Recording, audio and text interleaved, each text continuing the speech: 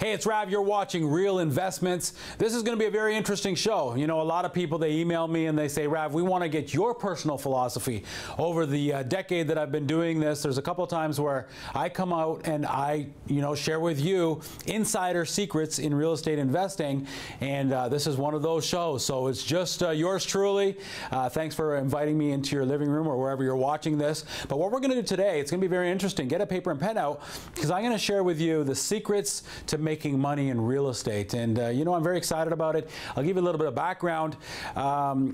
26 years ago, I was a 16-year-old boy with a full head of hair. That's right. You can go onto my website for any questions related throughout the show. Go onto my website, send me an email, but you can also see a little video when I was 17 years old being interviewed about real estate, because I was working for a real estate brokerage. ravtoor.com, RAVTOOR.com is where you can go to send me an email for any questions regarding this show or any other ones, and also to see that that little clip there. But I started when I was 17 years old. I was raised by a single mom who I love dearly to this day. She's still one of my greatest teachers. And I took a little bit of money of hers. We bought a little townhouse in Kingston, Ontario, because that's where we were living. That's where I was born and raised. And then after several years, we were able to sell it and make a great profit. I was hooked from the get-go, and I love real estate. I love making money in real estate. And to me, knowledge mitigates risk. Whenever I'm teaching live at seminars, whenever I'm on TV, I try to say that as much as I can. Knowledge mitigates risk. I am so afraid of the securities world. I put about $70,000 once in RSPs, and when that $70,000 turned into about $45,000, I took it out, got taxed, put it in real estate, and made it all back. Because for me, I don't care if it's an apartment building, I don't care if it's, townhomes, I don't care if it's flipping.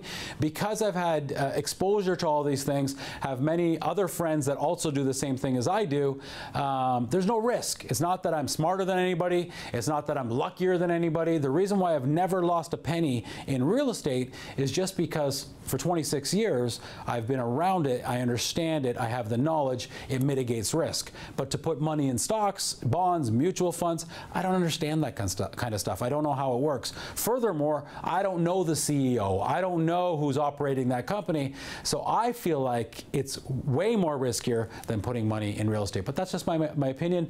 I'm not trying to persuade anyone. I'm just giving you Rav's thoughts. So I believe that the prudent investor is one that takes their money and allows it to make money for them. And there's different ways that you can make money in real estate. 3 different ways, in fact, 3 different types of investments. So the first type of investment in real estate is what I call active investing. Active investing. The second way is passive investing. The third way is portfolio investing. And so throughout the show, we're going to go through in detail each one of those and the different categories. So there's passive investments, there's active investments, and my personal favorite, portfolio investments. And so basically, active investing is where there's a little bit of perspiration involved. You've got to do some work. Passive investing is where you write a check and money just comes in monthly or quarterly. Portfolio investing is where you take your capital and you just explode it. Capital is just another word for money. So you take the money that you have and you just explode it. And so we're going to visit each one of these categories. We're also going to get into a little bit of investor mindset. What needs to be the most important thing in life? Where does our mind need to be when it comes to being able to make money? There's nothing wrong with making money. I think that, I do a lot of charity work. I spend some time in third world countries working with children who are in need of water, food, shelter. It's so gratifying to myself, my wife, my kids that travel with me.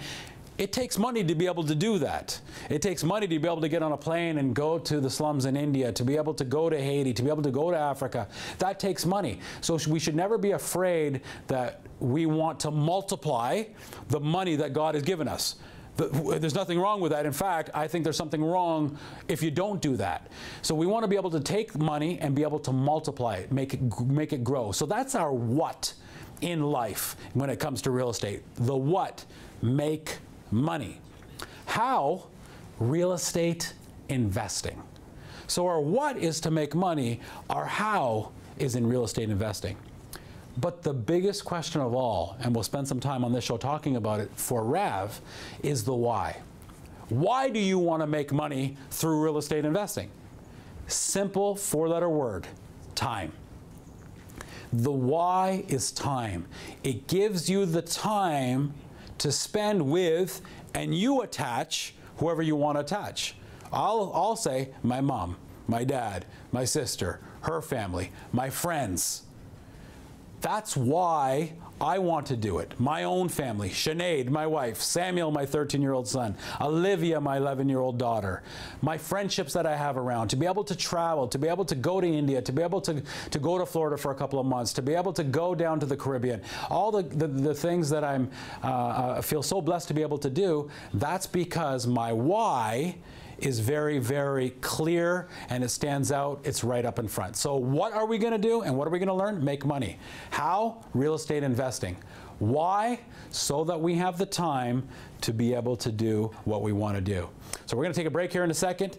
When we come back from the break, if you don't already have it out, grab your paper and pen, grab your laptop, whatever you want to use, take lots of notes, because we're going to learn how to make money in real estate investing 3 ways: actively, passively, and portfolio.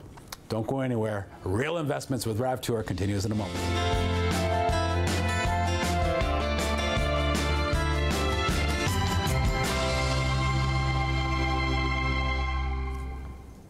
Hey, it's Rav. You're watching Real Investments, the real estate show that teaches you everything on investing. The hottest real estate show in the world. That's right, I said it. I don't care who knows it.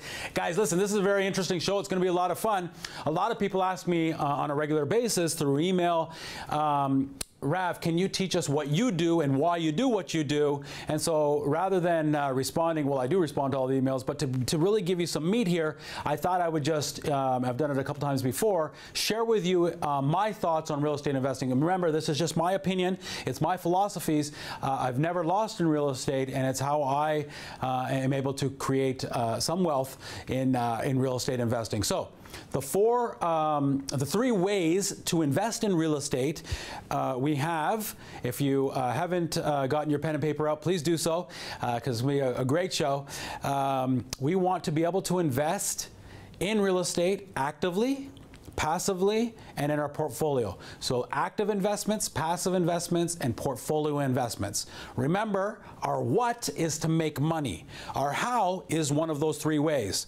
The why, only you know. The why has to do with, I want time so I can spend with loved ones. Because be very careful. A lot of people can, do this, and they get busier, and they have their loved ones right there, and they had all the time in the world in the first place. So if the most important thing to you, you already have, then really, you don't really have to go after this. But if you understand that money buys time for your personal situation, then I want to help you get into the game, get into real estate investing, so that you can get time and be able to spend time with loved ones, so on and so forth. So let's go through those.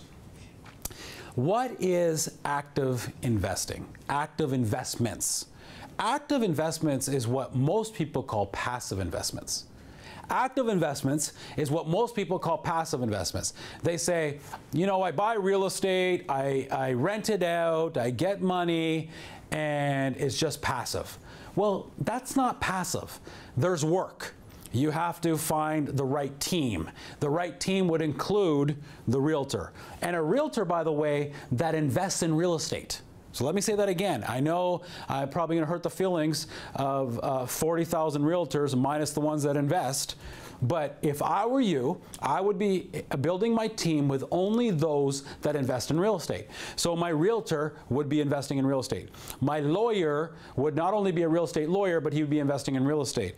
My accountant would not only be an accountant that specifies in real estate accounting, but also invest in real estate. They're hard to find, but you must find them if you want to build your team. And then your lender, and then your home inspector, and then perhaps your stager.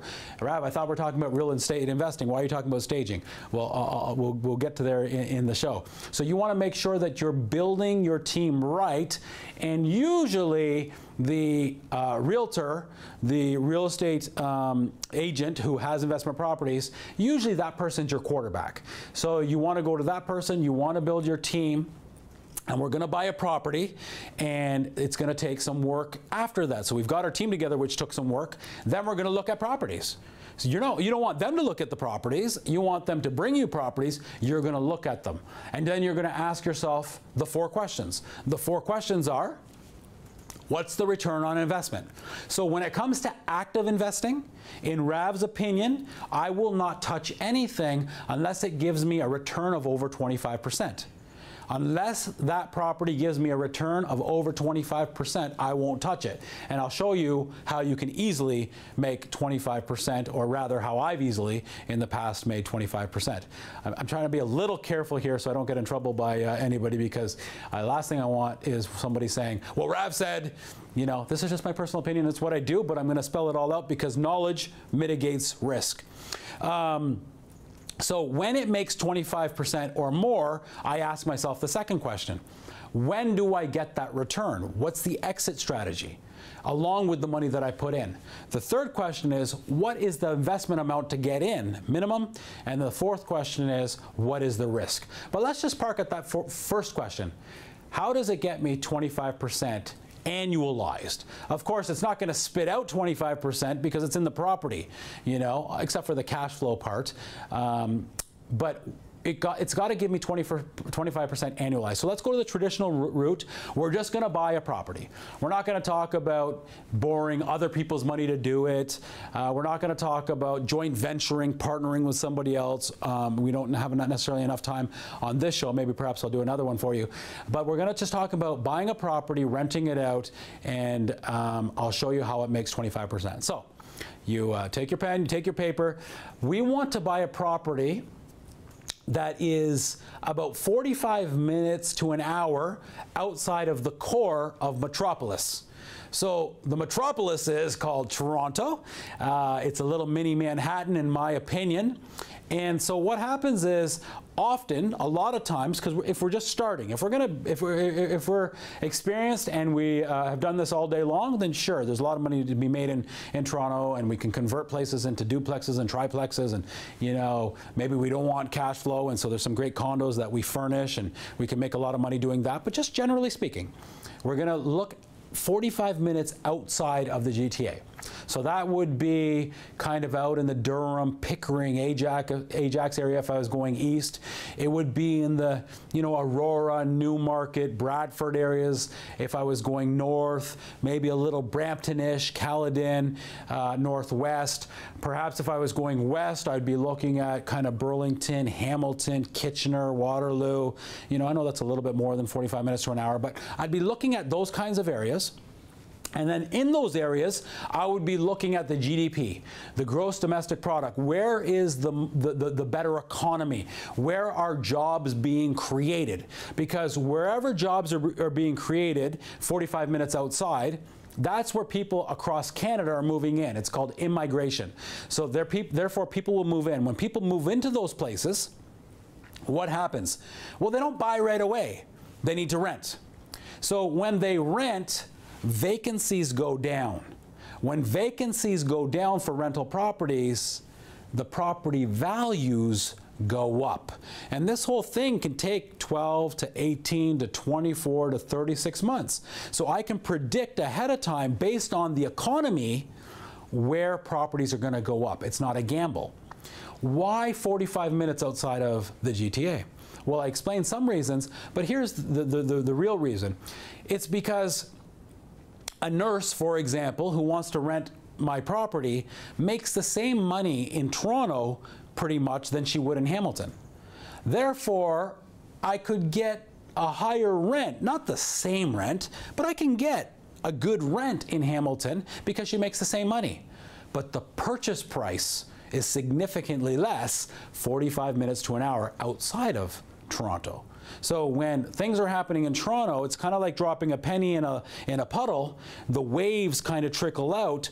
It makes a lot of money in Toronto, but it'll also make, over time, a lot of money in the areas that are about 45 minutes to an hour out. So that's where I want to buy.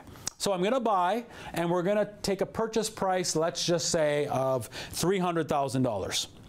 Okay? So $300,000 is our purchase price. Now, if it's an investment property, meaning you already own your principal residence, which I don't, by the way, and I'll tell you that later in the show as well, why. But if it was your principal residence, then your investment property, the rules in Canada is that your investment property, you need to put down 20%. So we're going to put down 20% on $300,000 is $60,000. This is how you're going to figure out your return on investment, the very first question. So you're going to put down $60,000. There's 3 ways, actually 4, but we're going to look at 3 ways that we make money on this property. The first way is what I call passive appreciation. That means that $300,000 is going to go up without me doing anything. It's going to increase in value. It's going to inflate in value. So let's be really, really conservative. We'll be ridiculous. And we'll say that it's going to go up 3%.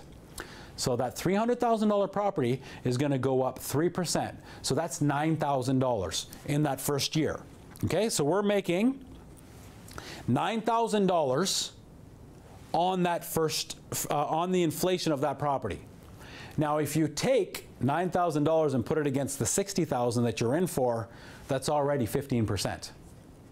Yeah, I'll stop right there, because if you're only making 2, 3, 4, 5% in securities, this knowledge that I've just given us is insane.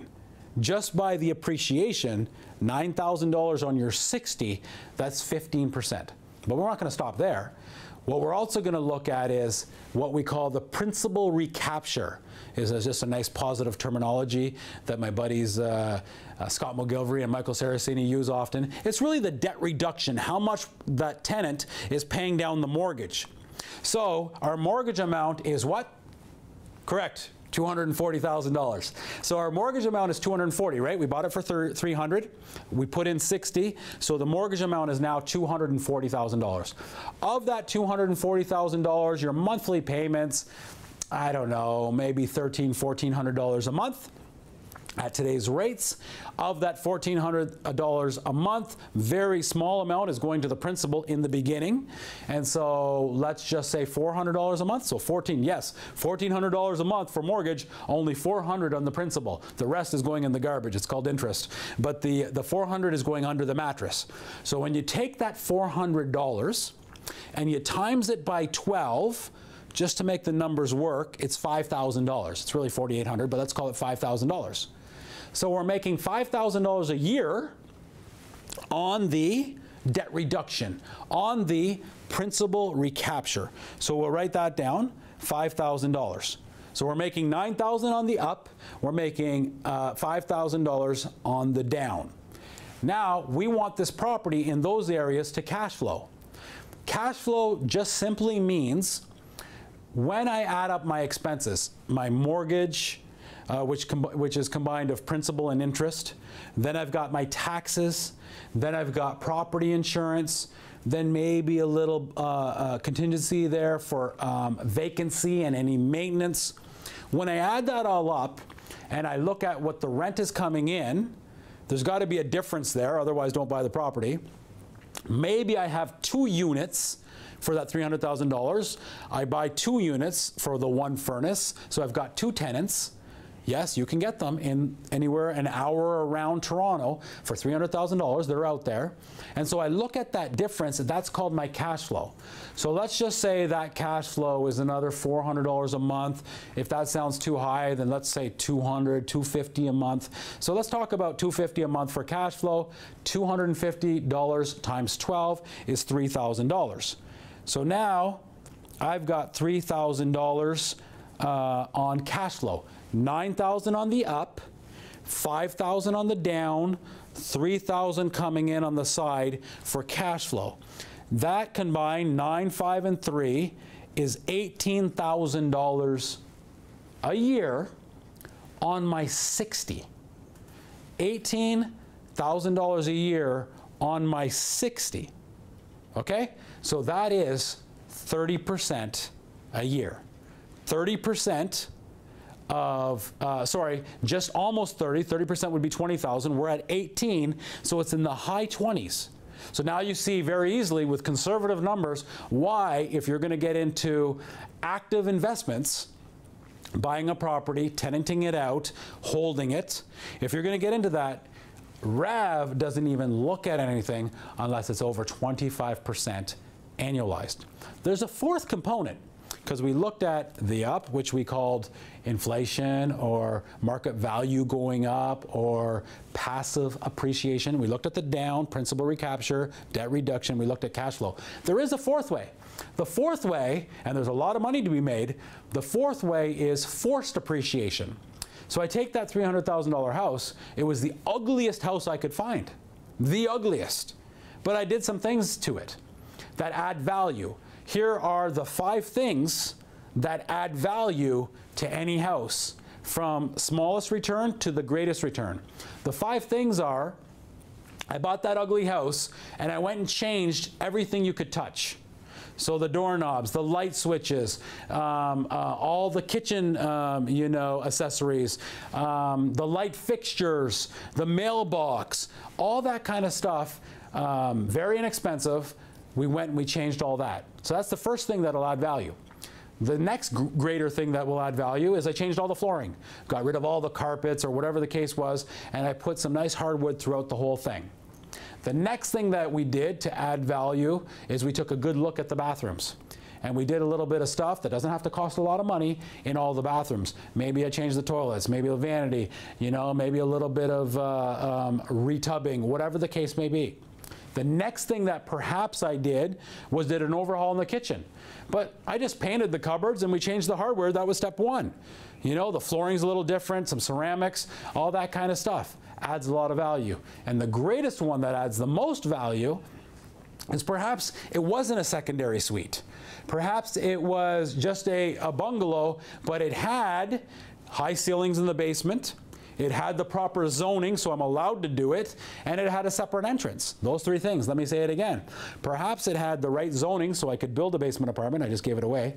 It had a high enough ceilings, and it had a separate entrance. So now I converted an income property in the basement or on the side. And so that brings you the most value. So if I do that, it increases my value astronomically. I now go to the bank. It's worth more than $300,000. It might be now worth $400,000. I pull money out, and now I'm almost in the deal for nothing. It's no longer an almost 30% return annualized. It's astronomical, 200, 300, 400% return on your money annualized. Too good to be true. Don't understand it. Need some more information. I love you, Peel Region. Go ahead and send me an email, and I can answer more questions in depth. So that is just kind of a little mini on what I call active investments. There's perspiration involved. Even if you have property managers managing it, you're still managing those property managers. So there's some work to be done, but where else are you going to find 25% plus annualized returns with cash flow included? Good? Great? Any questions? Okay, we'll move on. So now what we're going to do is we're going to get into what I call passive investments. Passive investments is where you write a check and you make monthly cash flow. You make a quarterly cash flow. You make money, just keeps coming in. Usually, to be safe, anywhere between 7 to 12%. You can make more, but there's more risk.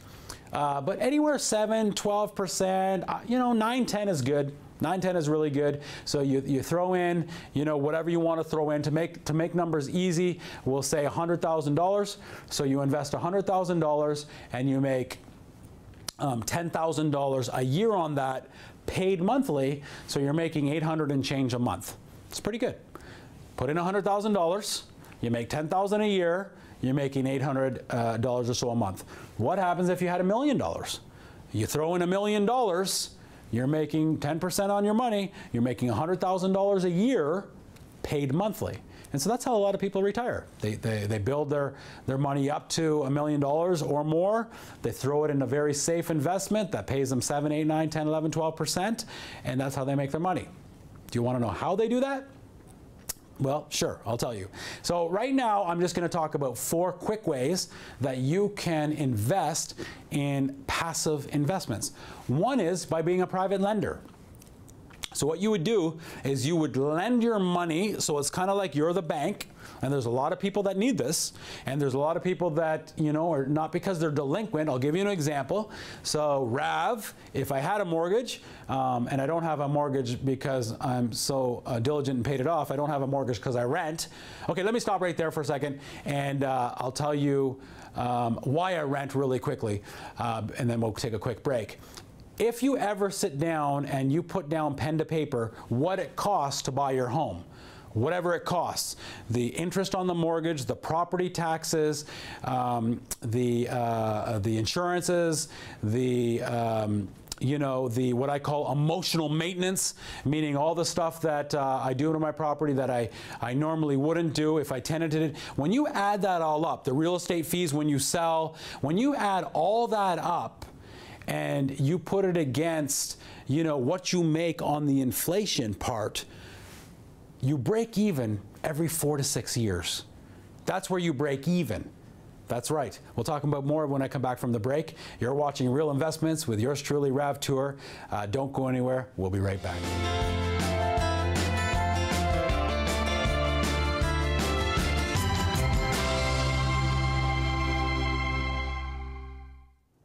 Hey, it's Rav. You're watching Real Investments, the hottest real estate show in the world. That's right. I said it.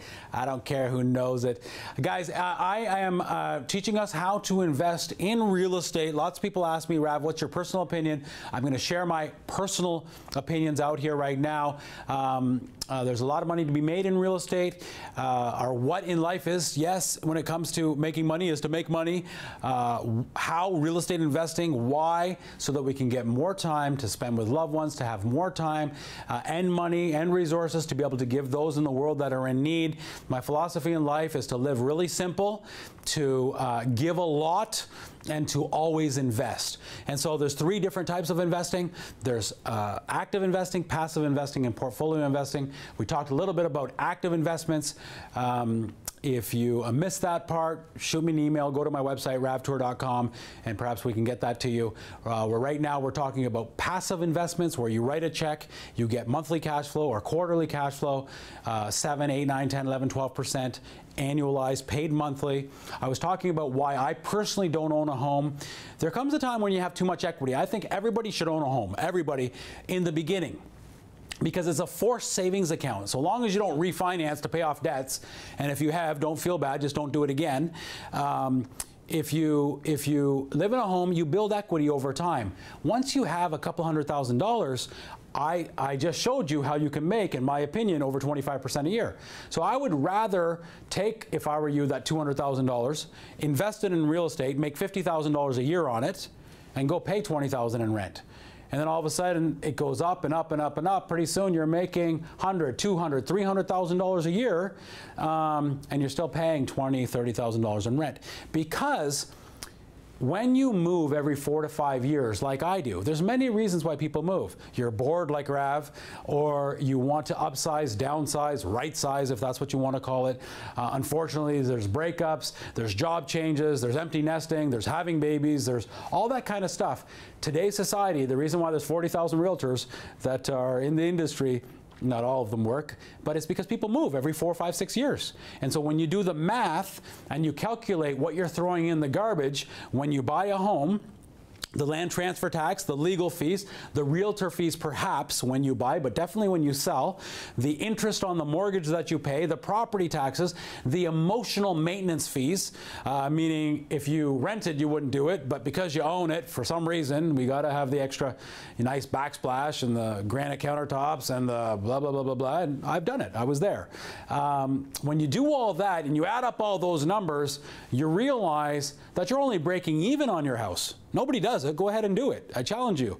You're only breaking even on your principal residence for year 4, 5, 6. And since I move every 4, 5, 6 years, says history, and my wife as well, since, you know, before she was married to yours truly, and now we really just don't believe in it. I make more money by investing it in real estate. So that was the segue of why I don't own. So let's get back to passive. So you're lending. So that's the first way. There's people like Rav that need 100 grand from you, perhaps.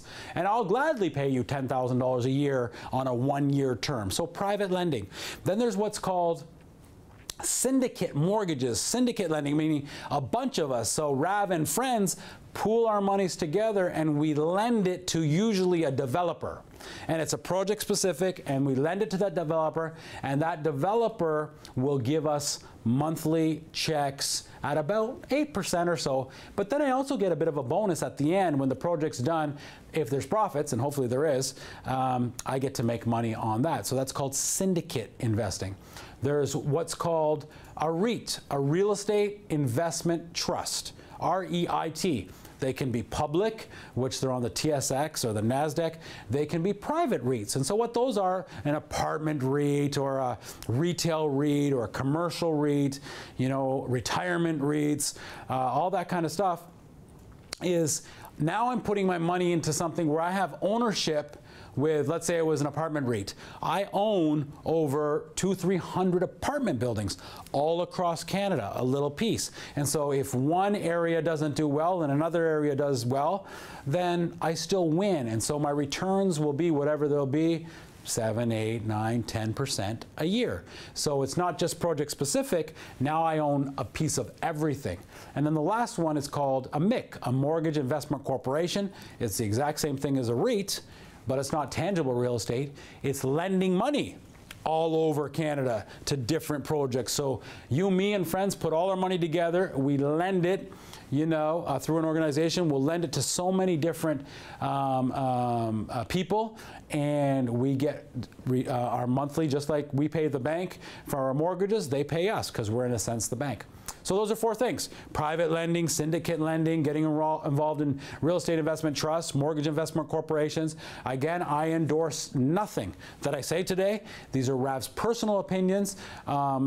If I wanted monthly income just by writing a check, I would invest in one of these things. If I wanted 25, 30% a year with a little bit of perspiration, I would go buy a property and hold it and make the money. The third way, and this is what I do exclusively now, is portfolio investing. Portfolio investing is where you take your capital and you just explode it. There is no cash flow, and I cannot get my money out. What I do is real estate developments. So what people don't realize is that the biggest players, the biggest developers, whether they're the Tributes or the Fernbrooks or the, you know, Goldmans, the Empire Communities, the Plaza Corps, whatever, the biggest players, the ones that do, you know, 500, 600, $1 billion projects, they use big investment institutions, hedge funds, whatever they may use to buy the land. They put money in as well, and then the bank gives them the money to build, and then the profits are astronomical. So what I do is, myself and friends, we pool the monies together. So the land cost might be 20 million or 30 million or 40 million, and Rav doesn't have that kind of money, but I may throw, you know, a few $1,000s at it. Somebody else may throw $1 million at it. Somebody else may throw, and so we pool our monies together. We put it on the land. The developer builds on that land that myself and friends own through a limited partnership, or if we're using RSP money, you might as well do it for something, in a mutual fund trust. We put our money there, and then what happens is when it's all done and people close on the condos or the townhouses or the residential master plan community that we built, we split the profits 50-50. And you know, past performances don't necessarily indicate future returns, but past performances, 25% a year are the projected returns. And I wrote a check. So active investing, make over 25% annualized, Rav does all day long, and or has, by a little perspiration. active investments. If you want to do nothing, write a check, but you need cash flow and make 7, 8, 9, 10, 11, 12%. Rav has. Or if you still want the big returns, the 25+% returns projected, and you want to do no work and write a check, then you can joint venture with a developer and make those kinds of astronomical returns. So there you have it. Those are the 3 ways to invest in real estate: active investing, passive investing, and portfolio investing. Active, there's work involved, really, really good returns. Passive, you write a check, you make monthly cash flow, 8, 9, 10%. Build your portfolio, explode it, portfolio investing, no cash flow, not liquid. It's not like you can pull it out because they're in the manufacturing process. We're building something. And then when it's all said and done, you split the profits, basically double your money every 3 to 4 years are the projected returns. So let's talk a little bit about mindset. What kind of mindset must you have? Well, I said at the top of the show, because it's the most important thing, yes, we want to make money. And we want to be able to do that in real estate. It's the only way I know how. To me, it's not risky. Securities is risky, but it's only because I have no knowledge. I'm not saying that securities are bad. Warren Buffett makes a lot of money in securities. To him, there's no risk because he has the knowledge. I don't have the knowledge. I don't have no idea how to make money. Writing a check to a financial advisor is not knowledge. And so therefore, I don't do it. And by the way, some of my closest friends are financial advisors. Not saying anything negative about that. So we've got to have the right mindset. We want to make money. How are we going to do it? Real estate investing. Why? Because of time. Time is the greatest currency we have. We know how to waste a lot of it, but we sure can't buy any more. And so that's the most, the greatest commodity, the greatest currency, the greatest thing that we have. And so we want to be able to buy time, and money can help. It's not everything. The difference between financial freedom, so we're going to get into a little mindset thinking, how Rav thinks, and being able to do this show for the last decade, hundreds and hundreds of episodes, talking to the who's who, inside and outside of real estate. I'm a fan of knowledge. Well, the greatest people to talk to, in my opinion, are those, that have went before us, our seniors. They've lived the life. I love sitting at their feet. Thank you for continuing to teach us. Is that the difference between financial freedom and financial peace? Financial freedom is, yeah, you've got lots of money, but there's a lot of people that are suicidal. There's a lot of people that are not happy and they've got all the money in the world. You know them. We've seen them. Financial peace is you're happy. You're content. Let me tell you right here the definition of success. Are you ready? It's a one-worder. The definition of success is happiness. How dare anybody tell me that I'm not successful when I'm happy? When I'm in line spiritually, when I'm walking, personally, when I'm walking with God, when I'm walking with my family, when I'm walking with friends, I'm happy. I can do that. It has nothing to do with money. I remember my son turned 13 years old, and I said, we can go. He's 14 now. Rather, he's still 13, 14 this year. So this was in the last fall. And I said, son, anywhere in the world, you're 13, 16, 18, we'll make a big deal. Anywhere in the world, we'll go. Just father and son trip. So we went. He picked Disney World. We got on a flight, 4 days, 4 nights. We did all the rides and all that kind of stuff. Dad got a little sick, can't do it anymore. We went into the jacuzzi. We played golf. We got personalized, his Minecraft hats and shirts. It was jam-packed. Had a blast. We were going to go see a movie. I don't know what it was, Thor 2 or something. We went to Bubba Gump's shrimp place right on Universal Studios. And it was 2 hours we had till the movie would start. We sat down, we had a meal, we looked into each other's eyes, we talked. We came back. Wow, it's so cool. Dad took you, Samuel, away. What was the greatest time you had? I kid you not, out of the thousands of dollars that were spent, the best time my son had was sitting across the table talking to Dad. That, my friends, could have been done right here at Tim Hortons over a hot chocolate. It would have saved me a lot of money. What's my point? My point is, if you value what you value in life, it doesn't take money to do that. So be very careful Rav's not here teaching you make money, make money, make money. I'm saying that money can help. Money can help to be able to buy time, to be able to do some things that you want to do, to be able to give generously for those around the world that need it. So make sure you understand and have your buckets in order. I don't believe in balance in life. I believe in inside-out investing. Faith, family, friends, as of recent, fitness, and then, yes, finance. Let me say it again for me.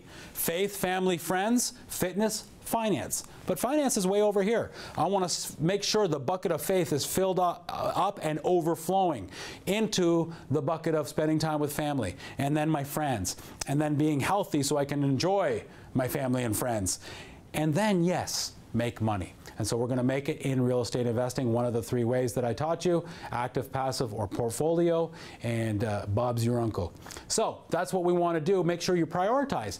And we're lying to ourselves, and I've lied to myself many a times, it's my wife and my children and my greatest teachers in life, along with my mom, who say, you know, honey, where's the time here? So you look at your day timer, open up your day timer, and that's where you will see what you value. You can tell me you value the same things as I just suggested, but if you're 50, 60, 70 hours for the mighty dollar, I'm not sure, because you don't need money to spend time with loved ones. It helps. So make sure that you are prioritizing investing inside out. Another thing that I've learned, and it was painful, was to have a ceiling in life. Have a ceiling. A lot of people have floors that, you know, we're playing cards and I'm willing to lose $5 and that's it. You have your floor. You know how far you'll go down, but we don't have ceilings, yours truly included. I mean, I do now. I've learned my lessons, but the more money I made, then came the BMW, then came the van for the wife and kids, then came the big house with the pool, then came the pool boy, then came the 3-4 lavish vacations for 2-3 weeks each a year, then came the Harley lookalike. It was called a Yamaha V-Star. Loved cruising on that thing. And at the end of it all, I said, where's my money? No money. Because I increased my lifestyle. The more money we make, we don't know how to save. We don't know how. And so the more money I made, the more I spent. And so I learned really quickly, I can't do that. I've got to have a ceiling in life. So yes, I rent. Yes, I drive one car, my family, one car, over 10 years old. Over 10 years old, that's the car I drive. My wife has no cell phone, no email, no Twitter, no LinkedIn. I just got a cell phone because I'm doing more things. I've got to travel a little bit. So I just got a cell phone. No texting on it, so I'm bothered all the time and I'm insulting someone when I don't text back. I mean, that goes into the whole declutter freak mindset. I'm still on the ceiling thing. I'll move into declutter freak in a second. So you want to have a ceiling in life. Know how much it costs you to live. Then when you make a lot more money, you're either giving it by way of a charity and being benevolent, or you're investing it. A little bit of both is a good combination. And so you're investing it, and your lifestyle stays the same, and you're investing it, and that's how you can stop. That's how I'm able to have a life where I come into a studio and be able to have the privilege to talk to you and do a few speaking engagements. That's all I do now. I don't do anything else. I do a few speaking engagements a year. I do this show, and I'm able to, because I have a very simple life. It's not because I have lots of money. I have a very simple life, and I want you to be able to have that simple life, take the rest of your money, and be able to give it away or invest and see what happens. So we want to make sure we have a ceiling. The third thing, which I already gave away, become a declutter freak. You want to know what slows us down. You want to know what robs the geniuses from being able to come into your mind, is that our minds are cluttered. We're always on the go. We're always getting an email. We're always getting a text. I mean, no way can you take 2 days off unplugged. And what's even more concerning for me is you don't want to. A lot of times we have this kind of mythical friendship out there with people through social media. Look at all the friends I have because there's a few hundred people on a thing called Facebook. Really? What about the belly to belly? What about throwing all that stuff aside and being able to interact belly to belly? Relationships, the most important thing in life. To me, it's the most important thing in life, relationships. First with God, then with people. It's the most important thing. Pretty hard to do on social media. pretty hard. And so you want to make sure you're decluttered. Get rid of all the stuff tangibly. You know, we go through a spring cleaning, spring, summer, winter, and fall. And my kids, they have a small little box, and whatever can't fit in that box, we give it away. Because the less you have, the richest man in the world, Carlos Hilo Slim from Mexico, I mean, it's always Gates and Slim, Google it, $70 billion. See what kind of house he lives in. 1,500 square foot house, 3 bedrooms, richest man in the world. You know, his kids have moved on and his wife has passed, but they lived in this house. And I think he's still there. And 3 bedrooms, 6 kids. 3 boys, 3 girls, 3 boys in one room, 3 girls in another room, mom and dad in the other room. When Larry King interviewed him, because Larry King works for Rogers TV, when he interviewed him, he said to him, Carlos, why are you doing that? You have so much wealth. And Carlos Slim simply said, Larry, you don't understand what wealth is. Wealth is not money. Wealth is relationships. And so I want my children to be upstairs in their bedrooms with their siblings or downstairs in this living room, because there was no family room or dining room with 1,500 square foot house. And so I don't want them to get lost. I want them to understand that it's all about relationships. Become a declutter freak. So, you know, I hope this is of value. Again, ravtour.com is the website. If you have any more questions, we're going to take a break here in a second. I'll come back and maybe throw out a few more nuggets. But you know, I love making money in real estate. I love what it can be able to do for those that are in need, for my family, for my friendships. Don't go anywhere. Real Investments with yours truly, Rav Tour, will continue in just a moment.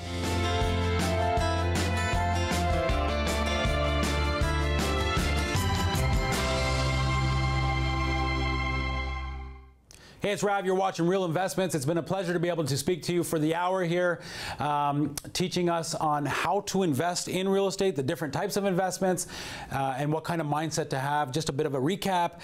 We want to be able to what? Make money. How? Real estate investing. Why? Time. And you can attach names to the time. For me, it's time spiritually. It's time with Sinead, Olivia, Samuel, friendships. For you, it may be different. So you've got to figure out why you want to make money. Don't just try to make money for making money. A lot of times you'll find you have what you want right there, and we get distracted by trying to make money, and we lose the very reason why we want to make money. So be authentic, be yourself. Don't have to follow the masses. We don't have to do what everybody else is doing. Question everything. When it comes to real estate investing, the 4 most important questions to ask is, what's the return on investment? When do you get it? What's the minimum to get in? And what is the risk? The 3 different types of investing, like we said. Passive investing, that's where you write a check and you make cash flow monthly anywhere from 6, 7, 8, 9, 10, 11, 12%. Or active investments where there's perspiration involved, where you can make, in my personal experience, 25% annualized and more, conservative numbers, by buying a property and tenanting it out.